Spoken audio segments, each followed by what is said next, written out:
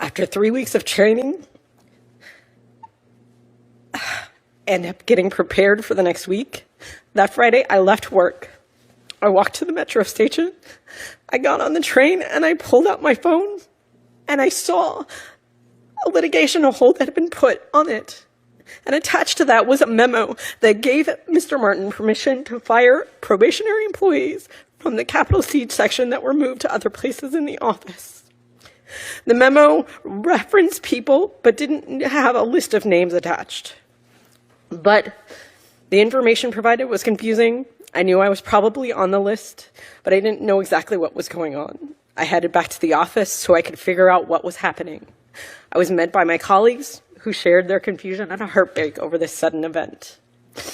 We left the office, and 2 hours later, the letters started rolling in, terminating us. At the end of the night, 15 assistant U.S. attorneys had been fired.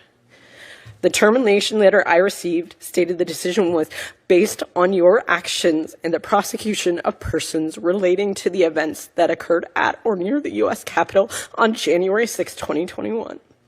An executive order issued on January 20th, 2025, the president characterized that work as having involved a grave national injustice that has perpetrated upon the American people over the last 4 years.